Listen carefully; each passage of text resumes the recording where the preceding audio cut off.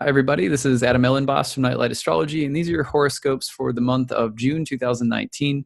And this is the Sun and Rising Sign horoscope for Cancers. All right, so let's see what's going on this month.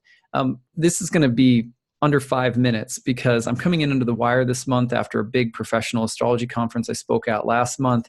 I'm just trying to get these done quickly. And it also so happens that we're dealing with basically two sets of transits that really define the entire month. So easy to kind of organize and keep it simple this month. The first major transit that's very important for Cancers is Mars moving through your sign in its fall in your first house. That's a difficult placement for Mars, first of all. Then Mars is making oppositions to Saturn and Pluto in your seventh house. This really intensifies between the 13th and the 21st. Mercury in Cancer will get in on it with Mars. So you have a potentially very sort of volatile and kind of explosive dynamic between Mercury, Mars in the first and Saturn, Pluto in the seventh. That's your self and other axis, as we astrologers like to say. It's the axis that talks about you as a free agent, and the seventh, you as a couple or as a partner or as you exist in relationships. So there's real dynamic tension potentially presenting itself in your relationships this month. Potentially your health or the health of a partner, mentally, emotionally, physically, could be a part of the conversation. It's dynamic, it's transformative, but it is explosive. And so you want to be very careful about sort of lashing out emotionally or verbally. Just try to remember that you may have a little bit more of a tendency to be extra demanding. And when Mars is in the first house, Cancers have very sort of emotionally tactful, emotionally intelligent ways of expressing their needs or communicating. Sometimes they can be passive aggressive or, like a little manipulative or needy or something, but it's not completely easy for Cancers to just like embrace Mars. So, as you're doing that this month, just don't worry so much if there's a few meltdowns may occur. This is not the end of the world. But this is also foreshadowing. You have eclipses happening next month in houses 1 and 7. So that axis of self and relationship, self and other, big changes coming through. New beginnings and endings as well. First house, new beginnings, seventh house, endings or resolution. So some big stuff coming through there, and a little bit more dramatic or loaded with the Mars opposition to Saturn and Pluto. Now, the other thing that's happening is a major T-square all month long between planets in Gemini in your 12th house, including the new moon on June 3rd, including Sun, June 9th and 10th, Venus, June 22nd and 23rd.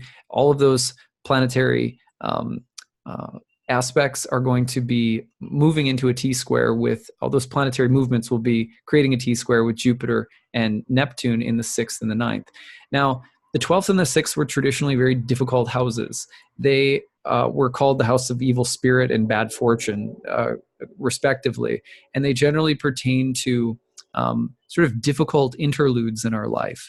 And these difficult interludes could come back somehow to ninth house matters of faith, matters of belief, matters of higher teaching, matters of the higher ethic or the higher code or the higher belief or even higher learning. It wouldn't be surprising for this to be a time where you're at something of a philosophical or spiritual crossroads due to some degree of uncertainty, conflict. You may even be sort of exploring some of your own shadows this month and, maybe coming to some really healthy realizations that are going to help you move forward. But it comes through having to work through obstacles or sort of process your own demons, kind of just looking at them. That's 12th house stuff. So good. You get the feeling for it. And that's repeating all month long. It's like, it's like a pinball machine. It just keeps lighting up because planets in Gemini just keep rolling through that 12th house and activating Jupiter and Neptune. So those are the two major transits of the month, and they span all the way through the summer solstice. The good news is, come summer solstice time, Sun will be entering your home sign of Cancer. Mars will be moving off the oppositions. The T-squares will be dying down. So, little fireworks up until the summer solstice. Then you should start to get that cool kind of nurturing, life-giving energy from the Sun in your first house. And I think you'll be feeling a little bit better by that time if things have been more intense.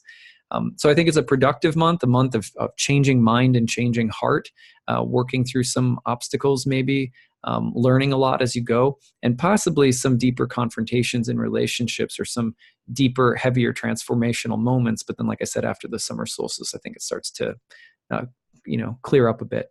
So that's what I've got for you, Cancers. I hope this was useful. I tried to do it in 5 minutes or less. I'm not sure how I did, but I think I got close. All right. Take care, and we'll see you next month for a bit longer report on those eclipses. All right. Bye.